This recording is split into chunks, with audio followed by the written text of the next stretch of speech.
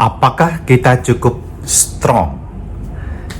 Apa ciri orang yang memiliki kekuatan dalam batinnya, yang dapat berjuang juga melewati saat-saat yang berat? Saya akan menyebutkan untuk Anda 6 hal ini. Pertama, orang yang strong adalah orang yang selalu move on.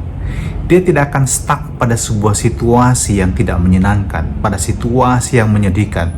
Dia tidak akan menyia-nyiakan waktu untuk meratapi semua itu, dan yang dia pilih adalah untuk move on, bergerak terus maju ke depan. Masa lalu adalah sejarah. Dia tidak akan tinggal di dalam masa lalu dan selalu menatap dengan positif mengenai baik dirinya maupun masa depannya. Yang kedua adalah strong people. Orang-orang yang kuat adalah orang-orang yang sanggup menerima perubahan, dan mereka juga berani untuk menerima tantangan kehidupan. Pada zaman sekarang ini tidak dapat kita hindari begitu banyak tantangan yang harus kita hadapi.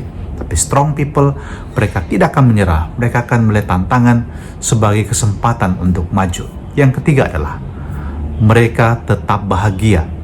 Mereka tidak akan menghabiskan energi untuk terus-menerus memikirkan hal-hal yang tidak bisa mereka kontrol. Yang mereka lakukan adalah mereka menerima apa yang ada, dan kemudian mereka menyerahkan segala sesuatu kepada yang ilahi. Kalau kita menyebutnya kepada Tuhan, yang bisa mereka kontrol, mereka akan kontrol, tapi yang tidak, mereka persembahkan kepada kuasa Tuhan. Yang keempat adalah mereka tetap bersikap baik, fair, dan tidak takut untuk berbicara. Orang-orang yang strong adalah orang-orang yang mampu mengungkapkan perasaannya. Dia tidak takut untuk dinilai. Dia tahu bagaimana dia mengungkapkan perasaannya secara jujur. Bukan berarti bahwa orang ini selalu menyerang orang lain, tidak. Tapi dia akan melihat secara objektif dan kemudian memberikan masukan, memberikan support, dan juga dapat memberikan kritik yang membangun. Yang kelima adalah mereka merayakan kesuksesan orang lain, dan ini yang kadang-kadang sulit. Kadang-kadang kalau orang sukses, kita cenderung menusuk-nusuk dari belakang, kita cenderung untuk menjatuhkan, kita cenderung untuk membuat dia semakin tidak disukai orang banyak, dan kita ingin terangkat.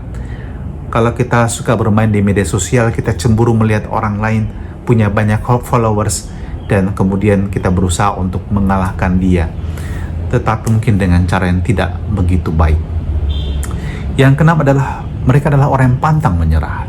Dan Injil hari ini bercerita mengenai seorang janda dalam perumpamaan yang diberikan oleh Yesus, yang minta supaya perkaranya dibela oleh sang hakim yang tidak takut kepada siapapun. Tapi janda ini, kita tahu, kelompok masyarakat yang sangat rendah, hanya hidup dari belas kasihan, meminta pertolongan dari seorang hakim yang sama sekali tidak mengenal rasa takut. Dan apa yang terjadi adalah bahwa sang hakim akhirnya membenarkan perkara si janda ini.